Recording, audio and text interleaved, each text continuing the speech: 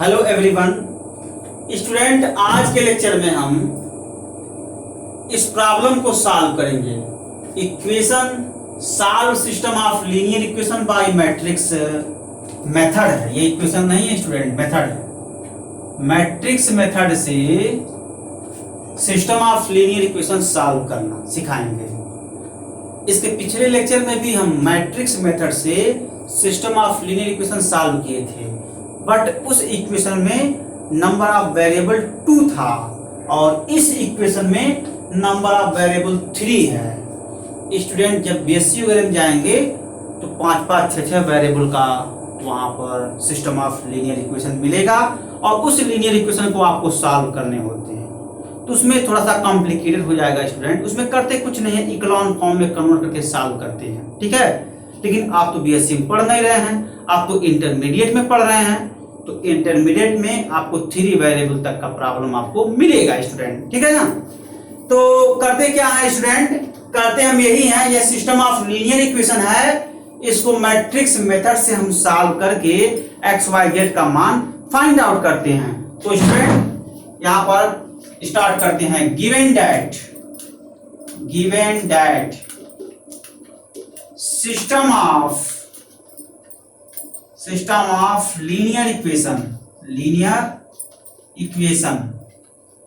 x plus y plus z is equal to 6, x minus y plus z is equal to 2 और 2x plus y minus z is equal to 1। ये क्या है? Equation number first, इसको name कर लीजिए। First we write given system of linear equation into matrix equation. First we write given system of linear equation into matrix equation.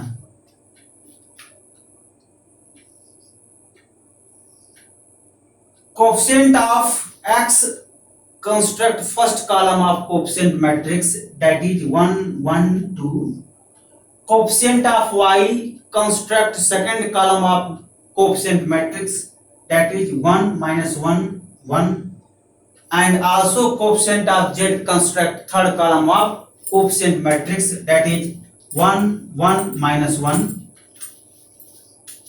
x y z is equal to 6 to 1, 3 cross 1, 3 cross 1, 3 cross 3.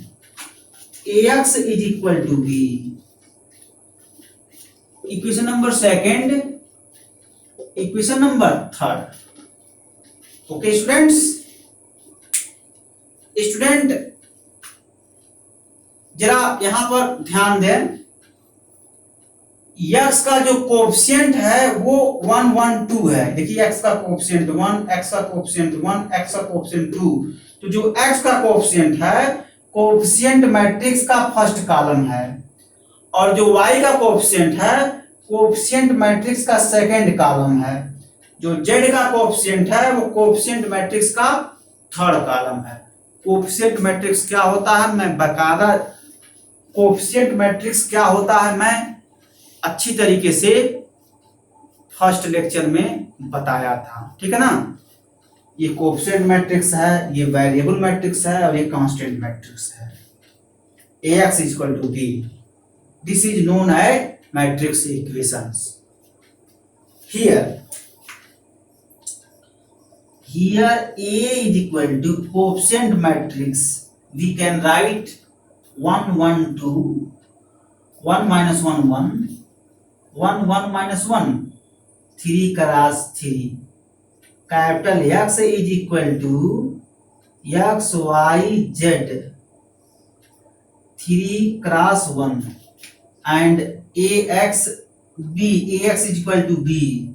This will constant matrix 6 to 1, 3 cross 1, ठीक है ना student.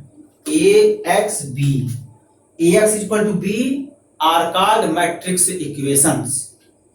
this matrix equation can be simplified also. We get x is equal to a inverse b, है ना। तो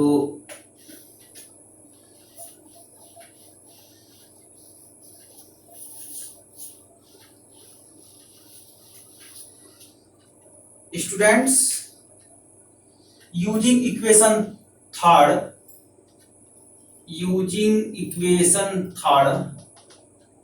we get equation third क्या है, A X is equal to B, X is equal to A inverse B. Further we calculate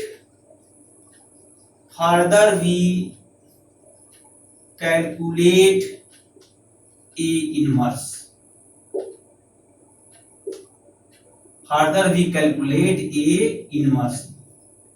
A inverse calculate करेंगे student. आज मैं mathematics में test लिया हूं ना स्टूडेंट, इनवर्स ऑफ मैट्रिक्स का। तो देखिए यहाँ ए इनवर्स आ गया, इसी वजह से मैं टेस्ट रखा था। ए इनवर्स आ गया, अब इसको चलिए कैलकुलेट किया जाए। तो इनवर्स कैसे कैलकुलेट करते हैं, 4 स्टेप होते हैं। फर्स्ट स्टेप में हम मैट्रिक्स का डिटरमिनेंट सॉल्व कर लेते हैं, सेकंड स्टेप में कोफैक्टर ऑफ ए सॉल्व करते हैं, थर्ड स्टेप में एडजॉइंट ऑफ ए सॉल्व करते हैं, फोर्थ स्टेप में we use formula inverse of matrix, we get the A inverse. ठीक है ना। तो स्टेप बाय स्टेप चले काम करें। तो ए डिटरमिनेंट से it comes out to be 1 1 2 1 minus 1 1 1 1 minus 1. This can be solved also 6 9 0। इस डिटरमिनेंट को आप सॉल्व कर सकते हैं, बहुत आसानी से आप लोग सॉल्व किए हैं, कठिनाई नहीं होना चाहिए।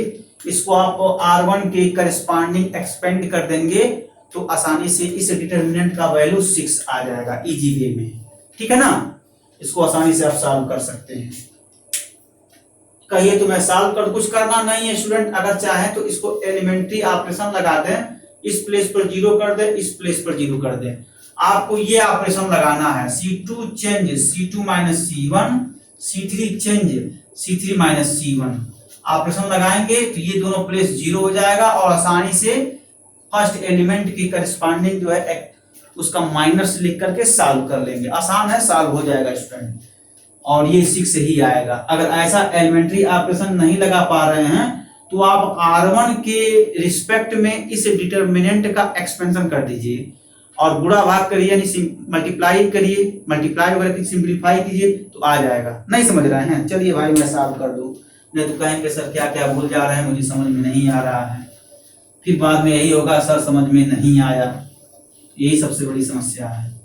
हम सॉल्व ही कर दे रहे हैं। तो determinants A is equal to, देखिए 1 1 2 C2 माइनस C1, इसमें से घटा दीजिए यानी सब्ट्रैक्ट कर दीजिए, 0 माइनस 2 माइनस 1 1 माइनस 2 माइनस 1, और फिर देखिए C3 माइनस C1, फिर 0 0 माइनस 3।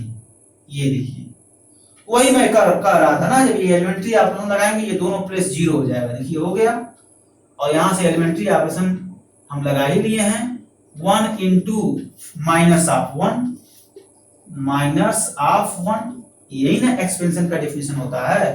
अब देखिए 1 इंटू रो कॉलम छोड़ दीजिए, 1 का माइनस निकालेंगे, रो कॉलम छोड़ देंगे, यही आया आपका। क्या आया, -2 into -3 minus 1 into 0, that becomes क्या हो जाएगा 1 इंटू 6 माइनस 0 6 9 0, है ना। ऐसे सॉल्व होता है स्टूडेंट्स। असल में मैं सॉल्व नहीं करना चाहता था, समय बचा रहा था, लेकिन मुझे लगा कि आप लोग नहीं मेरी बात को समझ रहे हैं, इस वजह से मुझे बताना पड़ गया। अब आइए स्टूडेंट स्टेप नंबर 2 में कोफैक्टर ऑफ ए कैलकुलेट कर लें। कोफैक्टर ऑफ ए क्या होता है students, A11 A12 A13 A21 A22 A23 A31 A32 A33 3 cross 3। तो स्टूडेंट A11 A11 कैलकुलेट किया जाए। A11 is equal to A11 small a11 first row first column है, तो a11 स्मॉल a11 का element क्या है 1 है। 1 का क्या निकालेंगे, पहले माइनस निकालेंगे फिर 1 के साइन से मल्टीप्लाई करेंगे तो 1 का कोफैक्टर फाइंड आउट हो जाएगा। तो स्टूडेंट क्या करेंगे 1 into minus of 1 row column छोड़ देंगे तो क्या बचा -1 1 और 1 -1 this solve this determinant solve. तो 1 into 1 -1 is equal to 1 into 0 it becomes 0। ऐसे ही स्टूडेंट A12 निकाल लीजिए। A12 का पोजीशन देखिए first row second column, first row second column में जो भी एलिमेंट होगा वो नेगेटिव साइन का होगा। इसका मतलब -1 इंटू इस 1 का माइनस क्या होगा, फर्स्ट रो सेकंड कॉलम छोड़ देंगे तो 1 2 1 -1 1 2 1 -1 it becomes -1 into -1 -2 -1 -2 it becomes 3 हो गया। स्टूडेंट इसी प्रकार हम A13 कैलकुलेट करेंगे, A21 A22 A23 A31 A32 A33 calculate कर लेंगे, ठीक है ना। एग्जाम में A11 A12 तक हम कैलकुलेट करेंगे, उसके बाद सिमिलरली लिख देते हैं, ठीक है। Similarly we can calculate, similarly लिखेंगे लेकिन A13 A21 A22 A23 A31 A32 A33 इन सभी का कैलकुलेशन रफ पेज पर करके डायरेक्ट यूज कर देते हैं। ऐसा करने से स्टूडेंट समय का बचत होता है, ठीक है ना। तो चलिए, तो मैं स्टूडेंट कैलकुलेशन किया हूं, मैं डायरेक्ट यूज कर रहा हूं, आप लोगों को तो कैलकुलेशन करना ही पड़ेगा। कैसे कैलकुलेशन करेंगे, जैसे A11 का कैलकुलेशन किए हैं, A12 का कैलकुलेशन किए हैं, वैसे ही हर एलिमेंट का कोफैक्टर आप फाइंड आउट कर लेंगे, ठीक है ना। तो ये है। तो स्टूडेंट्स अगला जो स्टेप है A13 A21 A22 A23 A31 A32 A33 यहाँ सिमिलरली लिख लीजिए, सिमिलरली आप कैलकुलेशन करेंगे, रफ पर कैलकुलेशन करके इन सभी के मान को लिख देंगे डायरेक्ट, ठीक है ना। तो मैं कैलकुलेशन किया हूं, मैं लिख दे रहा हूं। तो ये आपका हो जाएगा A13 की वैल्यू भी 3 आया है, और उसके बाद स्टूडेंट A21 की वैल्यू -3, A21 की value A21 sorry student A2 आया है, A21 3 A21 2 A22 -3 और A23 1 और फिर ये 2 0 -2 ये कैलकुलेशन में आया है, ठीक है ना।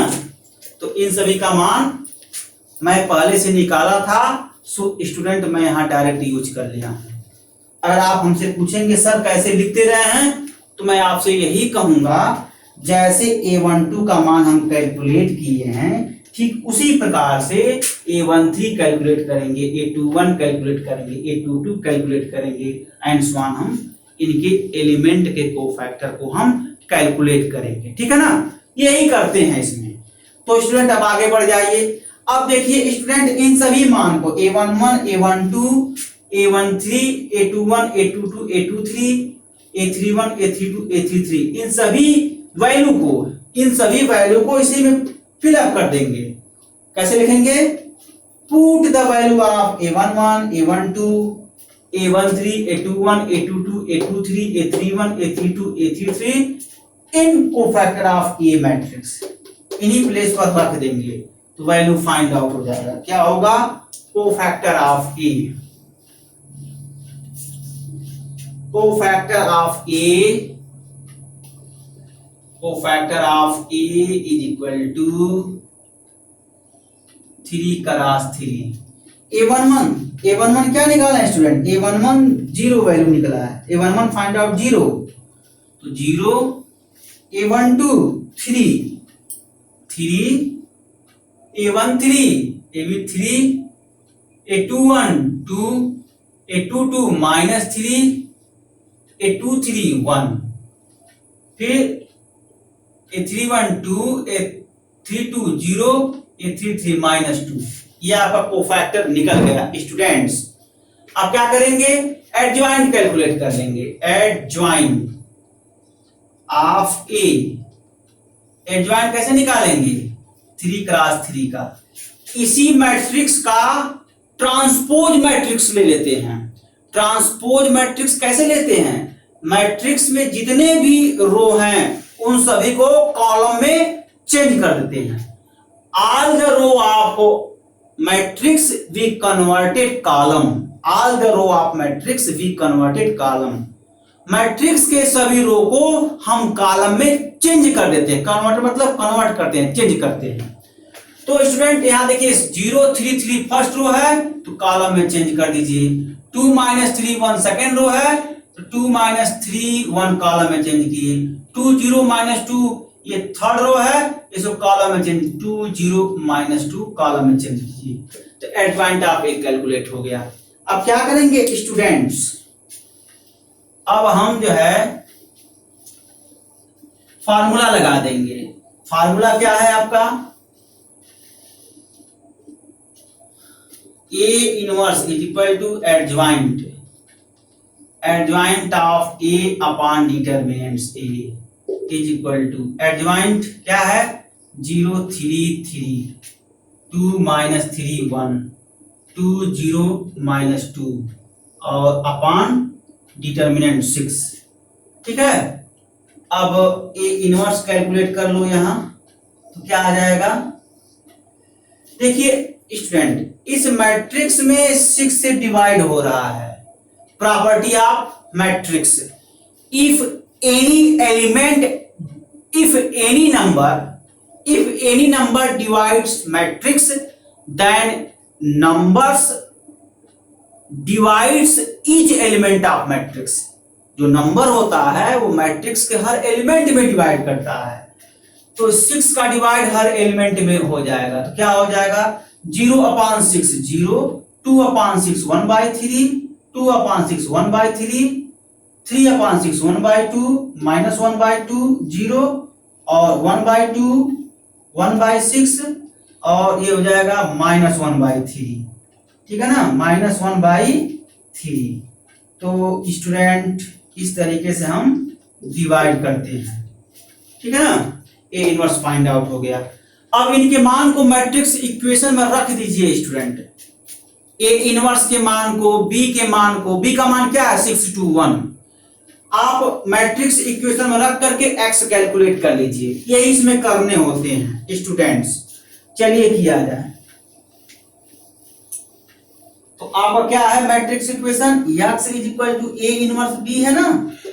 तो x का मान क्या है x y z है 3 क्रॉस 1 और जो आप इनवर्स कैलकुलेट किए हैं, क्या कैलकुलेट किए, ये आया है 0 1/3 1/3 आया है और ये आपका आया है half -half 0 half 1/6 -1/3 3 cross 3 into B.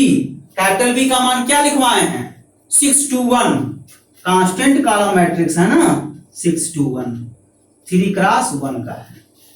अब इनका आप मल्टीप्लीकेशन कर दीजिए।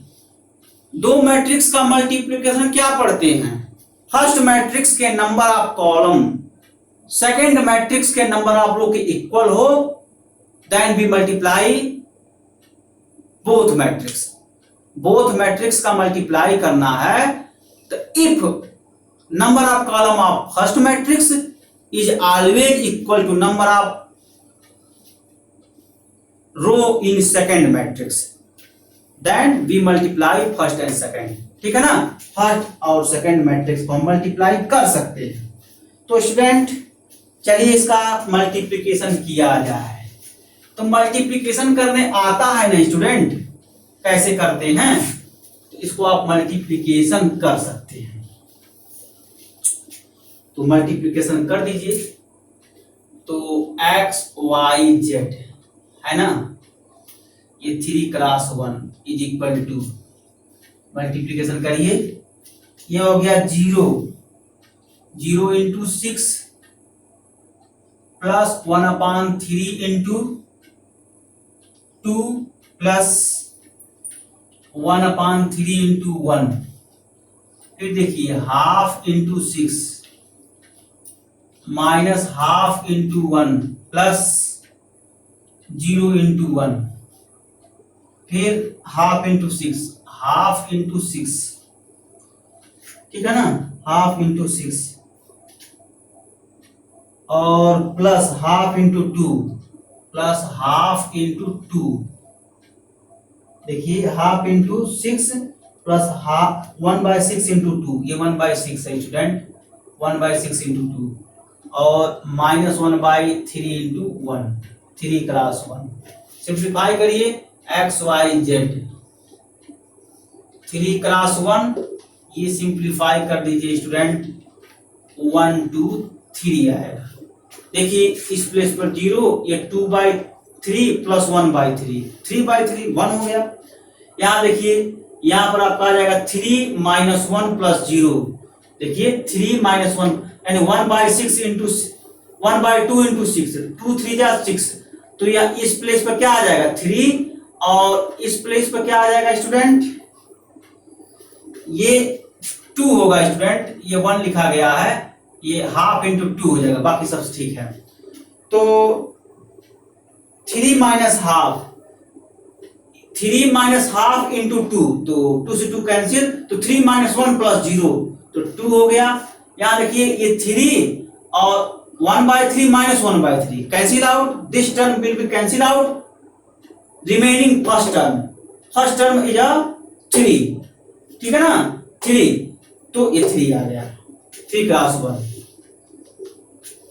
2 matrix equal if order of 2 matrix same and element of 2 matrix is also same, order same,